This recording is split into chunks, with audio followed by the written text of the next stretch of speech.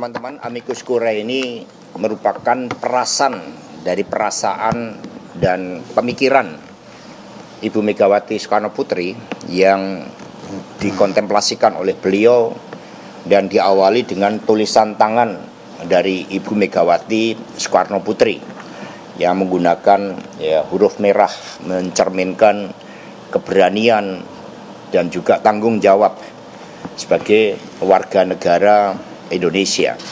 Karena itulah Ibu Mega sampai menambahkan tulisan tangan sebagai ungkapan bagaimana perjuangan dari Raden Ajeng Kartini itu juga tidak akan pernah sia-sia, karena emansipasi itu merupakan bagian dari demokrasi.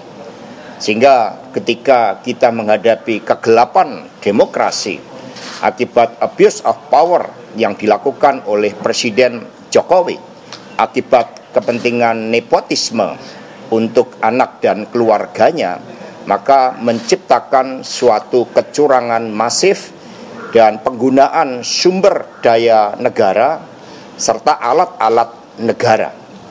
Nah, karena itulah ini disampaikan dengan penuh kesungguhan oleh beliau sebagai warga negara Indonesia.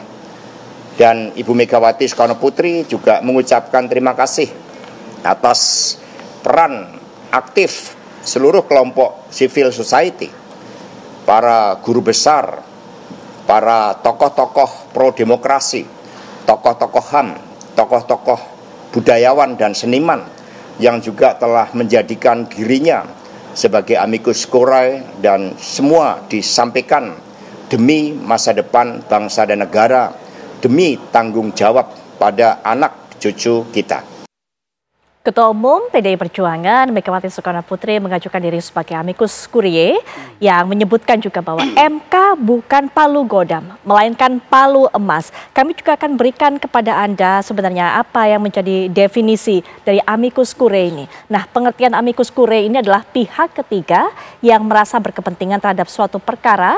Pihak tersebut memberikan pendapat hukumnya kepada pengadilan di mana hanya sebatas memberikan opini, bukan melakukan perlawanan. Nah, amicus curiae ini juga biasanya bukan merupakan pihak yang terlibat secara langsung dalam kasus tersebut, namun pihak tersebut memiliki kepentingan yang relevan atau pengetahuan khusus yang dapat memberikan kontribusi kepada pengadilan. Nah, kita akan langsung saja menanyakan kepada Pak Firman apa yang kemudian diharapkan oleh pasangan 03 ini dengan majunya ataupun juga dengan diajukannya Ibu Megawati sebagai amicus curiae dalam kasus kali ini. Silakan Pak Firman.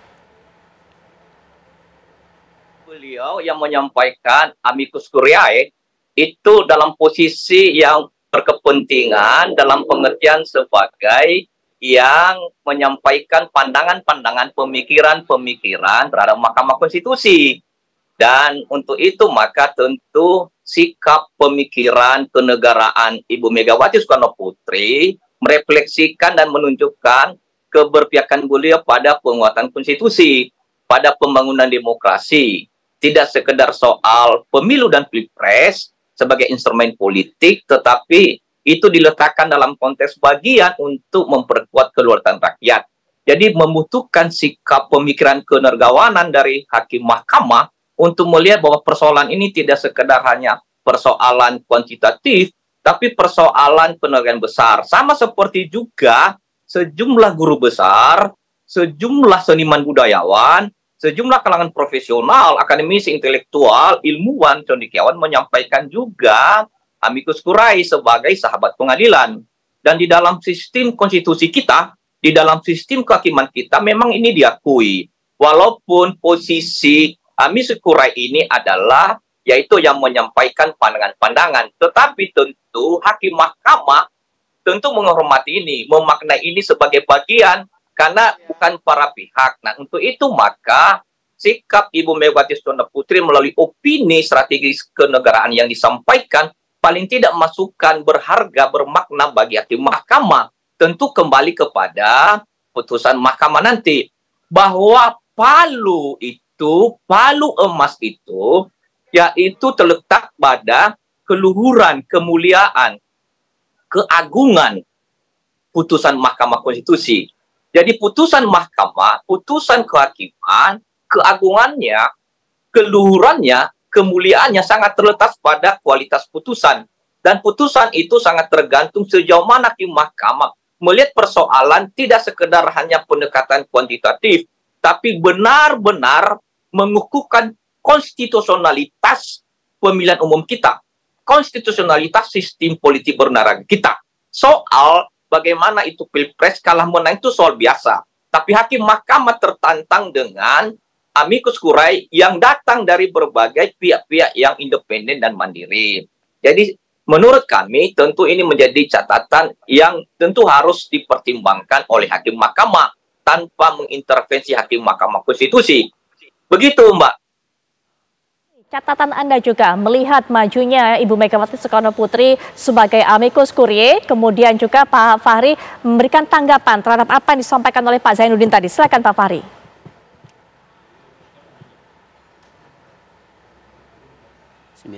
Pak Fahri? Ya, Pak Fahri masih mendengar suara saya? Putus kan? Sepertinya ada kendala komunikasi antara kami dengan Pak Fahri. Kami akan break sejenak, kita akan perbaiki jalur komunikasi kembali. Nanti kita juga akan minta pandangan dari Pak Zainuddin mengenai apa yang dilakukan oleh pasangan 03 atau kuasa hukum 03 di Pak Kadito juga. Tapi setelah jeda, kami segera kembali.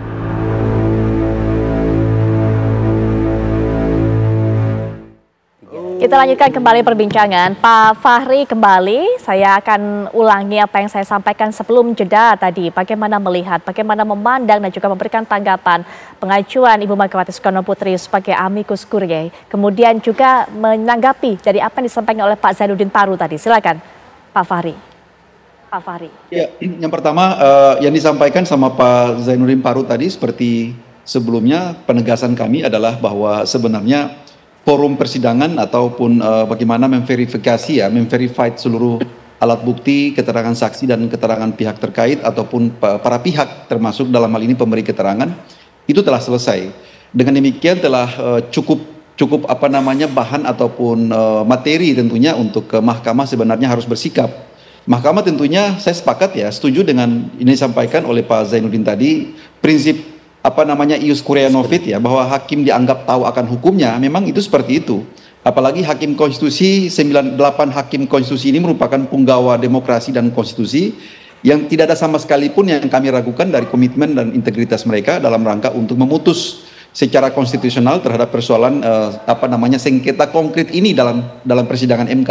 Satu hal yang saya mau katakan buat Bang Zainuddin seperti ini, bahwa kita itu dalam mengadili undang-undang atau Mahkamah Konstitusi itu dalam mengadili undang-undang atau court of law itu berbeda karakter dan coraknya dengan ketika Mahkamah Konstitusi mengadili sengketa case atau sengketa konkret seperti yang terjadi saat ini, seperti penyelesaian sengketa pilpres, dispute tentang pilpres.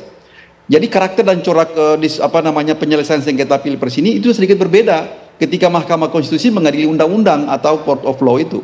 Kalau yang saat ini seperti ada suatu nuansa yang seperti court of justice gitu loh. Seperti model yang diadili oleh Mahkamah Agung tentunya. Kenapa saya katakan seperti itu?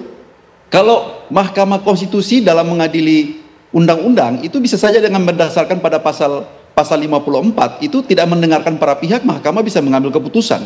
Termasuk dalam hal ini dalam membuat putusan itu Mahkamah tidak memandang tidak relevan atau tidak perlu untuk memanggil para pihak, dia bisa memutus dengan pengetahuannya, dengan pengetahuan yang dimiliki oleh hakim.